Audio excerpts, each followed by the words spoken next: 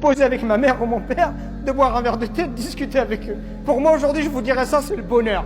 Le bonheur, il est là à côté de vous. Le bonheur, c'est pas avoir une grosse voiture ou une grosse maison. Profitez de vos parents pendant qu'ils sont encore là. La plupart d'entre vous, vos parents, ils sont encore vivants. Vous croyez que ça ne demande pas beaucoup de courage, beaucoup de volonté? Tous ces efforts que nos parents, ils ont fait. Oui, votre mère, ça fait 30 ans, 40 ans qu'elle s'occupe de vous, qu'elle lave vos vêtements, vous rentrez à la maison, vous fait à manger. Vous croyez que c'est donné à tout le monde de faire ça? Vous avez de la chance. Mais vous vous en rendez peut-être pas suffisamment compte. Moi, je m'entendais très bien avec mes parents, je me comportais, j'espère, bien avec eux. Ils étaient satisfaits de moi. Pourtant, quand ils sont morts, je me suis dit, et là encore, je me dis aujourd'hui, j'ai pas fait assez. J'aurais pu faire plus. J'aurais pu être plus bon avec eux. J'aurais dû passer plus de temps avec eux. J'aurais dû plus les appeler. Et aujourd'hui, vous savez, c'est quoi? Ce que j'aimerais par-dessus tout, ce qui a à mes yeux le plus de valeur, ce que j'aimerais vraiment, c'est juste d'être posé avec eux, de discuter. Profitez avant qu'il soit trop tard. Profitez avant qu'ils disparaissent, qu'ils quittent ce bas monde. Et là, après, vous allez pleurer, vous allez regretter. Et ce que je vous dis, c'est pour vous que je vous le dis. Je vous le dis par miséricorde, par bienfaisance, par amour pour vous dire ne laissez pas passer cette occasion-là. Les parents, c'est un trésor d'Allah subhanahu wa ta'ala. Par vos parents uniquement, vous pouvez atteindre les hauts degrés du paradis. Alors corrigez votre manière d'être avec eux.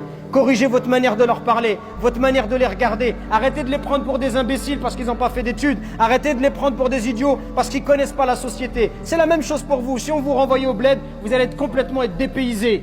Même si tu es un arabe à 100% ou un africain à 100%, si on te prend, on te met au pays, tu seras toi aussi dans une société qui est différente, c'est normal.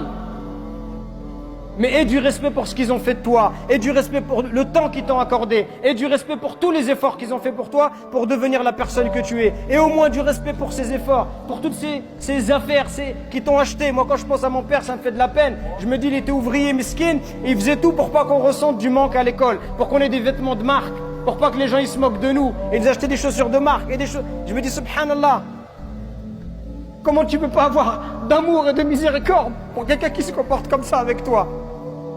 Et toi, pour tes amis, t'es prêt à prendre ta voiture et les emmener à Marseille, à l'autre bout du monde, mais pour tes parents, t'es même pas capable de te poser 5 minutes avec eux?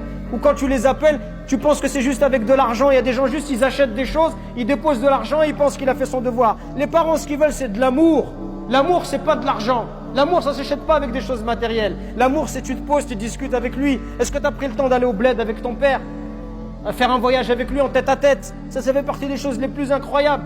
J'ai eu la chance, moi, quand j'avais 7 ans avec mon père, on est parti au bled. Que moi et lui, ça fait partie de mes plus belles vacances. C'est ça le bonheur, mes frères, il est à côté de vous.